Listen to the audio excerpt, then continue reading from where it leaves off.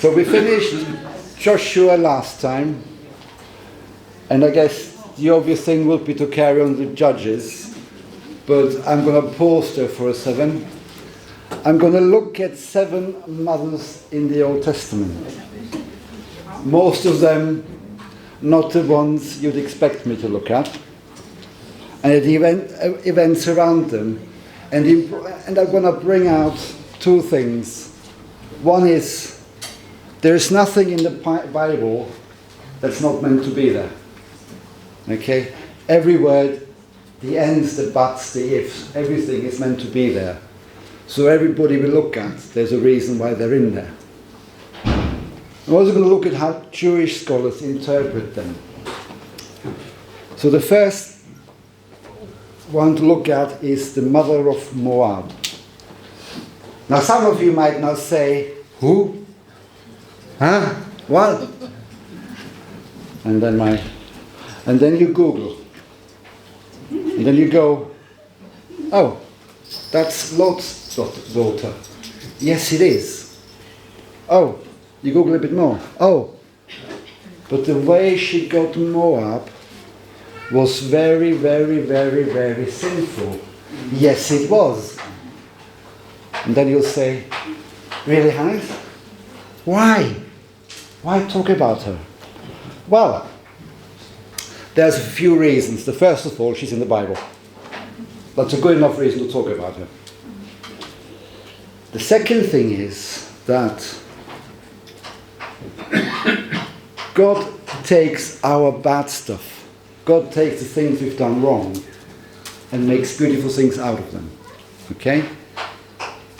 Now, C.S. Lewis said that is true, but the beauty would have been better than what God did after our sin, which may be right. It's just we don't know what would have been. What we do know is that God takes the bad things in our life and makes them better. And if we look at the story of the mother of Moab,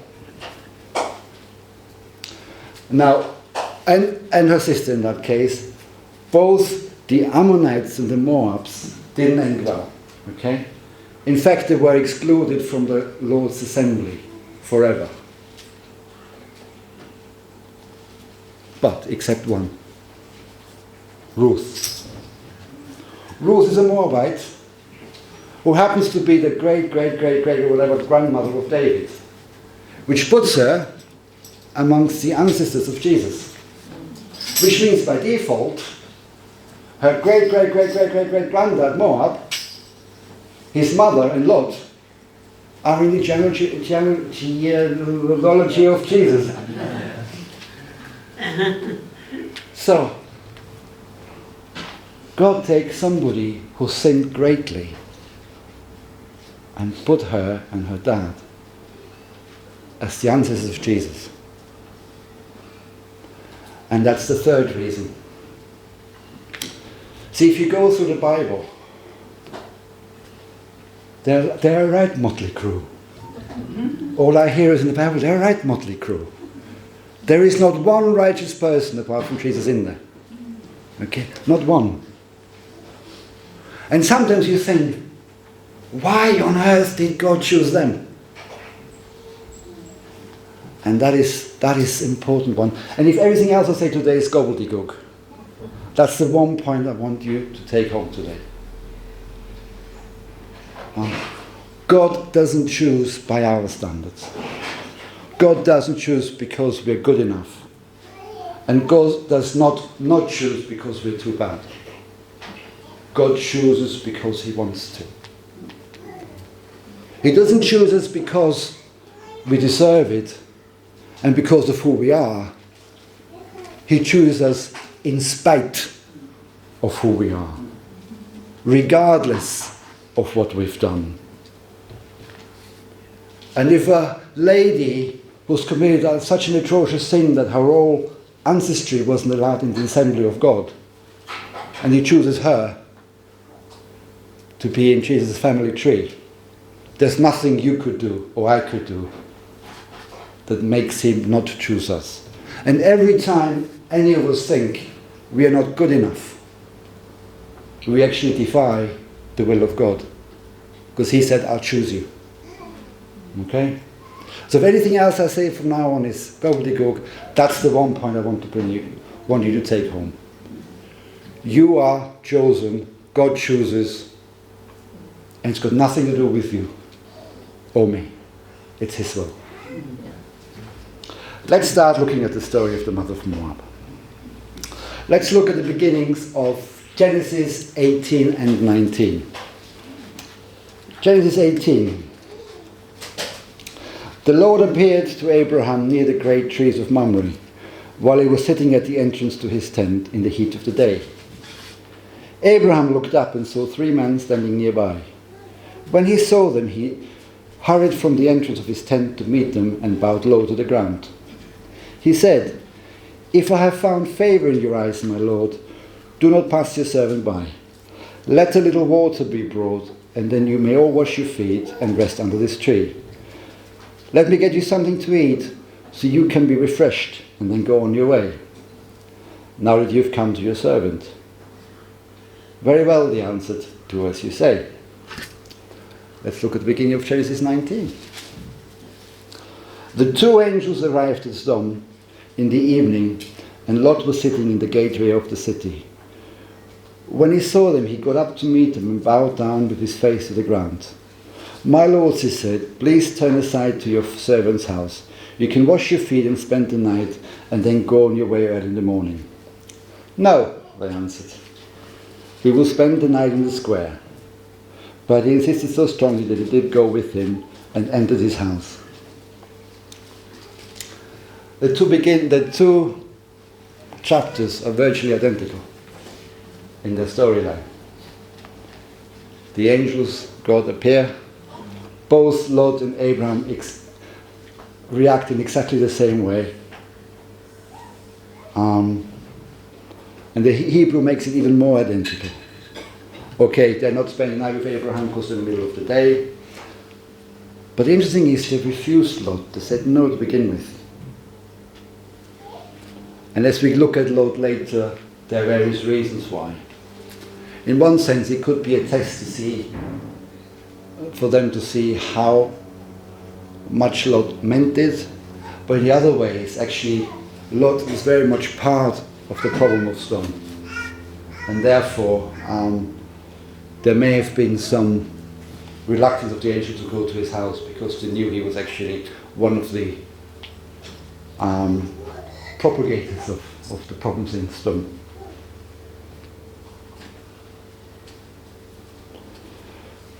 But the next interesting bit is actually the conversation Abraham has with God.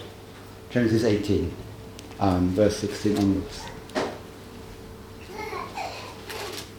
When the men got up to leave, they looked down towards Sodom, and Abraham walked along with them to see them on their way. Then the Lord said, "Shall I hide from Abraham what I'm about to do? Abraham will surely become a great and powerful nation, and all nations on earth will be blessed through him. For I have chosen him, so he will direct his children and his household after him to keep the way of the Lord by doing what is right and just, so that the Lord will bring about for Abraham what he promised him." Then the Lord said, "The outcry against Sodom and Amorah is so great and their sins so grievous that I will go down and see if what they have done is as bad as the outcry that has reached me. If not, I will know." The men turned away and went towards Sodom, but Abraham remained standing before the Lord. Then Abraham approached him and said, "Will you sweep away the righteous with the wicked? What if there are 50 righteous people in the city? Will you really sweep it away and not spare the place for the sake of the 50 righteous people in it? Far be it from you to do such a thing, to kill the righteous with the wicked, treating the righteous and the wicked alike. Far be it from you. Will not the judge of the earth do right?" Abraham remains standing before the Lord. It's actually a very brave thing to do. Okay? He almost blocked the Lord's path and stood there to plead and argue. There's probably a mixture of him being a pain in the neck as well in there, because he goes 50, 40, 30, 20, 10. And I think he stopped at 10 because he felt actually, now I've pushed my luck too much. I'll stop right there. But his argument is less for mercy, but more about based on God's character. And it's a significant argument because if we go back to Genesis 8, right after the flood, and Noah put an offering down, and the Lord smelled this pleasing aroma, and he says, "Never again will I curse the ground because of humans, even though every inclination of the human heart is evil from childhood. And never again will I destroy all living creatures as I have done." So on this hand, God said no more mass destruction. Then he says to Abraham, "I'm about to impose mass destruction on Sodom and Gomorrah." Okay? So Abraham bleeds on his just character. You promise you won't do that again. What if there are righteous people in there? And let's be honest. God doesn't have to justify his actions. Okay? He doesn't have to tell us why he does things. He chooses to. Okay?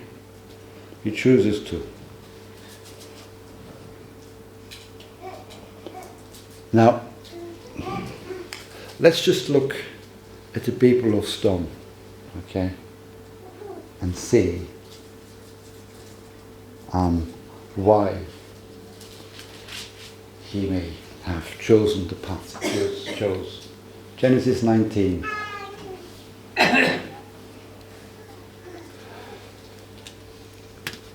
But he insisted so strongly that they did go with him and entered the house. He prepared a meal for them, baking bread without yeast, and they ate. Before they had gone to bed, all the men from every part of the city of Sodom, both young and old, surrounded the house. Okay. The English translation puts that picture more into reality. The Hebrew original paints a better picture. It doesn't say the men of Sodom.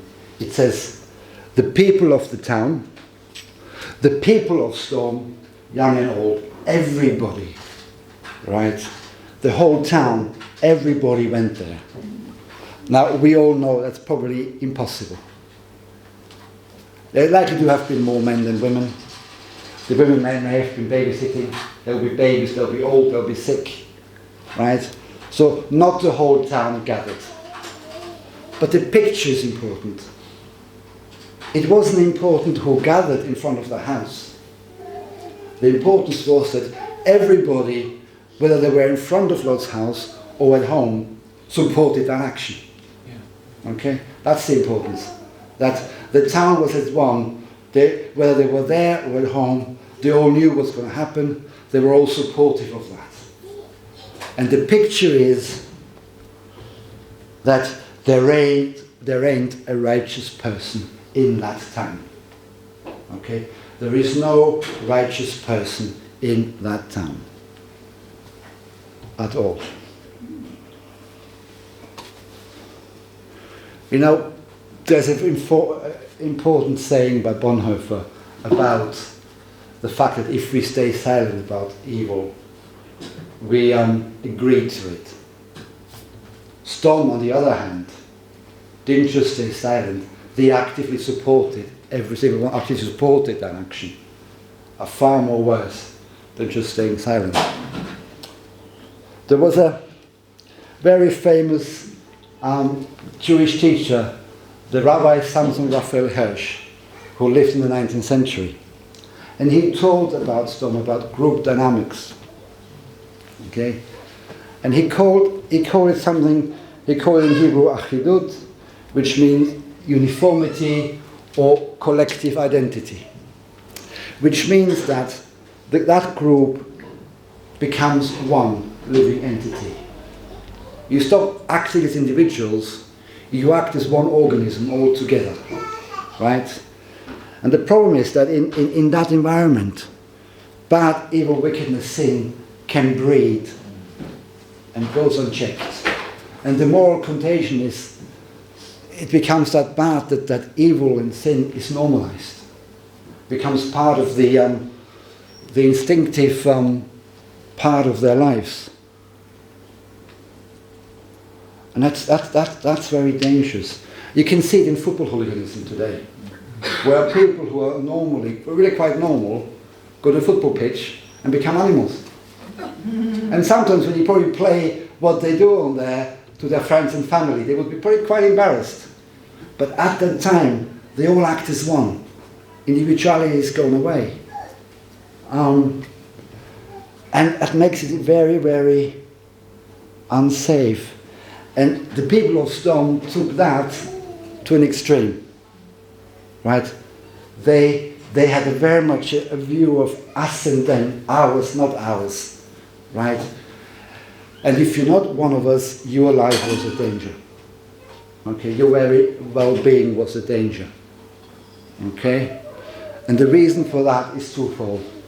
If you were not part of them, if you were a stranger, they didn't want strangers in the town, so they treated them harshly to teach everybody else a lesson not to come.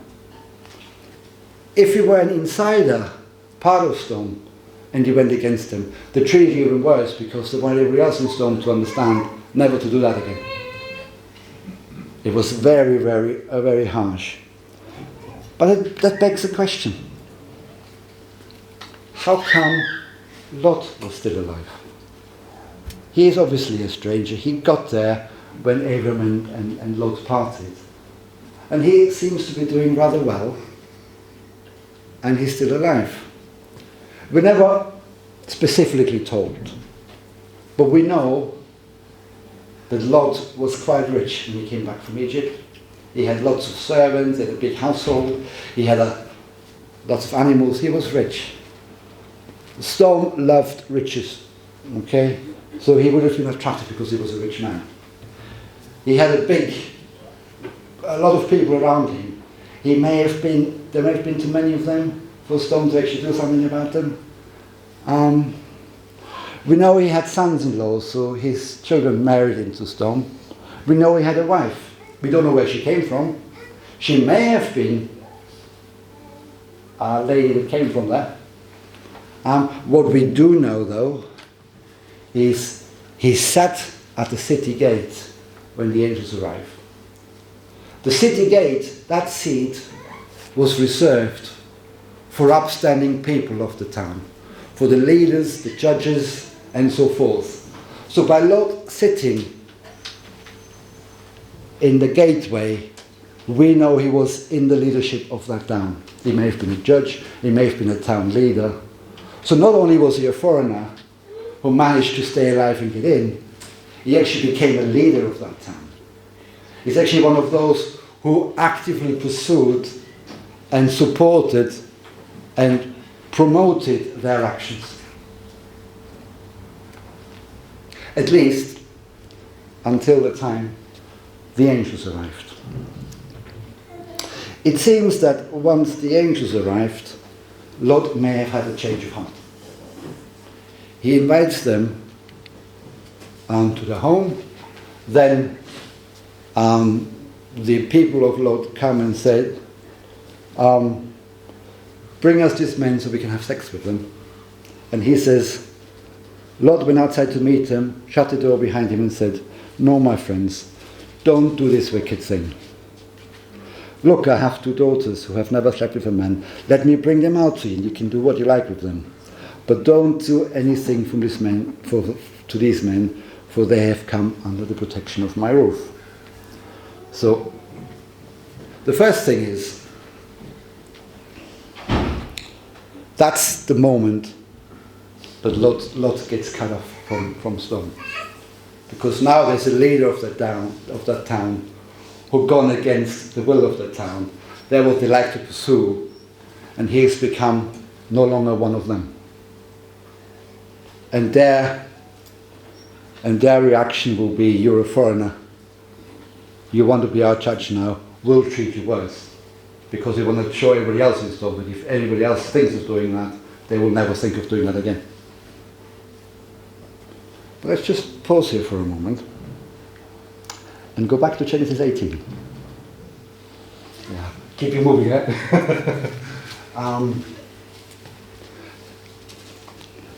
When the Lord initially tells Abraham what he's about to do, he says, I will go down and see if what they have done is as bad as the outcry that has reached me. There are certain phrases in the Hebrew Bible that have become important, right? They're usually extravagantly translated.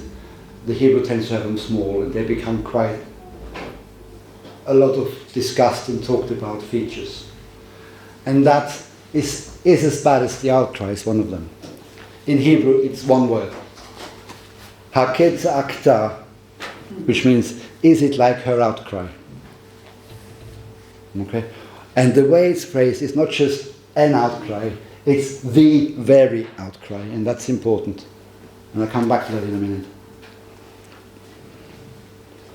But it's also a picture of, on one hand, we have Abraham standing before the Lord, pleading for justice. On the other hand, we've got the people of stone in front of Lot's house, ignoring justice. Okay? Trying to silence justice and the right thing.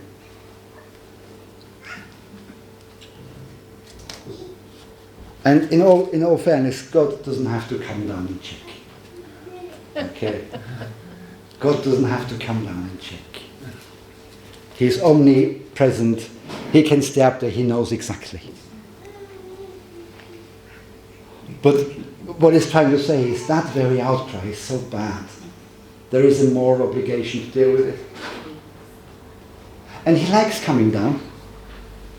Right? He walked the Garden of Eden. He walked the Garden of Eden after Adam and Eve ate the apple. Or the fruit, whatever you want to call it. And said, where are you? How come you know you're naked? He likes to come down and talk to us. He comes down on a burning bush to Moses. He came to Elijah in the cave. He actually came down to die for us as well, by the way.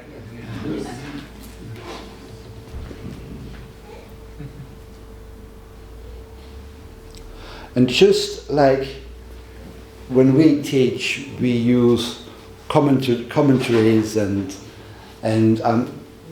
the words of famous teachers and concordances to actually research what we're talking about. The Jewish tradition has the same. They've got something called Chazal. Chazal means Chochmeinu Zichrono Livracha, which translates to our sages, the wise people, may the memory be a blessing. Quite why they call it that way, I don't know. But basically, that is the collection of their most important teachings and concordances apart from the Bible.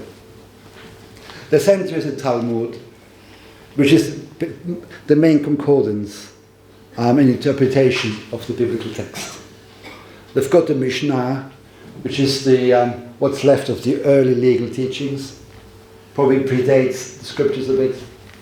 And they've got the Midrashim. The Midrashim are narrative explanation or narratives and stories that go alongside what we read in the Bible, which are known stories, not just made up ones, that then help them understand what's written in the Bible. And through those three things, there is a lot of background information and stories what Sodom was really like. We only hear that one story about them coming to Abraham to rape the angels. The two of them, I want to point out, is what's called the bed of stone, right? And believe it or not, that really existed. Is they used to put people on that bed. If we were too short, they would stretch you. If we were too big, they would cut off whatever was. Yeah, nice people, isn't it? Salt of the earth. And usually, either actually didn't end up well for the people on that bed. And then there is the the cry, the outcry. Now in Hebrew it's written as her cry, right? And the way it's written is a specific cry. And the Hebrew tradition puts that very cry onto a young lady who was terribly tortured. And I won't go into how. For feeding the poor. Storm hated poor people, they liked riches. She was caught feeding the poor. She was murdered very, very, very harshly. And they used that her outcry as that her cry referred in the Bible. And whether that's true or not, what it wants to paint is the picture that outcry is not a statistical value, right? It's not all the people cried out. And it's actually, that cry belonged to people.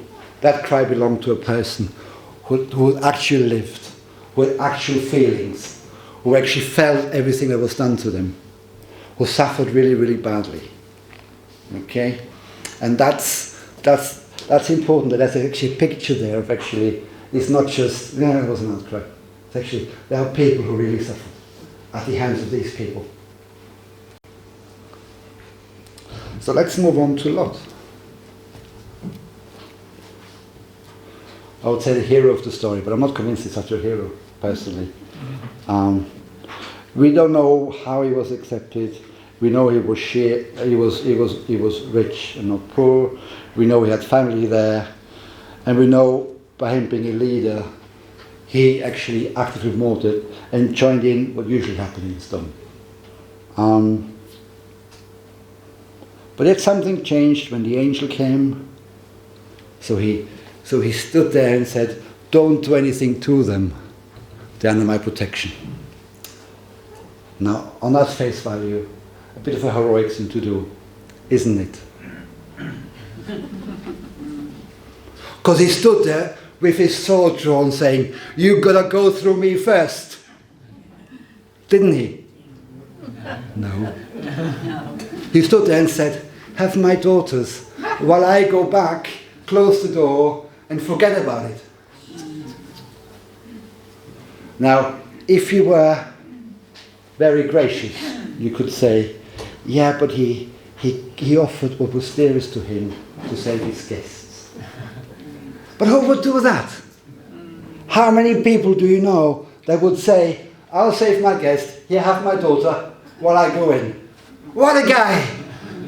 What a man! Come on, give it up for Lot. What a guy! Yeah. Now there is mitigating circumstances. Mitigating circumstances is usually when you have a conduct issue at work and you know you've done wrong, you give mitigating circumstances as to why you shouldn't receive the full punishment. Okay? Mitigating circumstances. I'm not saying here before I tell them that I agree with any of them. I'm just putting them forward. At the time, everywhere around this area was a very patriarchal society, which means women were worth a lot less than men. We know that from the book of Joshua, we've covered that, but the question here is, how much were women worth less than men? Less enough to be raped? I don't think so. And I think the picture that the Bible wants to put here is, yes, the society at the time was unequal between men and women, but that action is still wrong. Okay? That action is still wrong. There may be some who say, yeah, but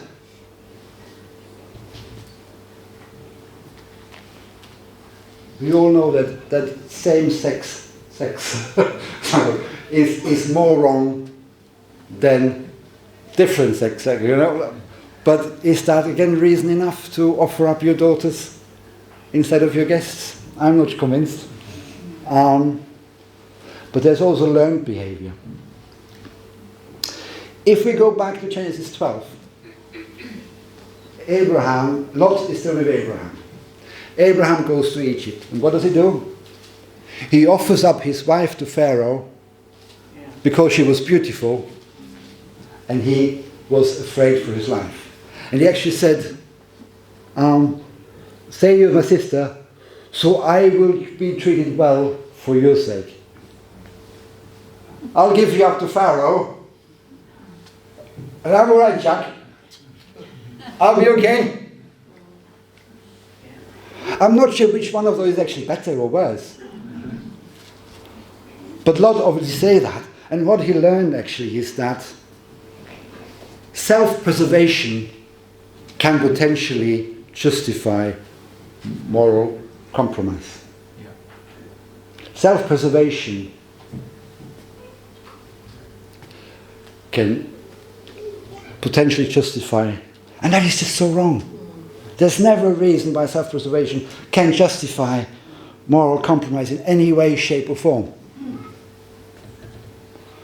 And I'll end there in a minute, but there's another thing. When Lot separates from Abraham, he looks towards Sodom and so, I like it there. That looks nice. I'll go there. Lot was attracted by the lifestyle. Lot was attracted of what they did. And yes, he was compromised badly, but we need to think here, actually, how often do we compromise the lifestyle we like for actually what the Bible says? How often do we compromise because we like what we're doing and what our friends doing and what we join in with, still knowing, actually, that is wrong. We know we shouldn't be doing it, but we are attracted by it and we still go there. And that's one lesson from Lot that we need to take away, actually. When do we stop and say, this is wrong, this is wrong, I should not be doing it, we should not be doing it, because the Bible says here. And especially in this society, in today's society, how often do we compromise? How often do we know things that are knowingly wrong because we're attracted to it, or it's easier? It's the easy way out, it's the easy way up forward. So the second point, 2 points to take away from today, is you are chosen regardless, and don't compromise what the Bible teaches for an easy life, or because you like doing the things that you're doing. We'll carry on next time. Thank you.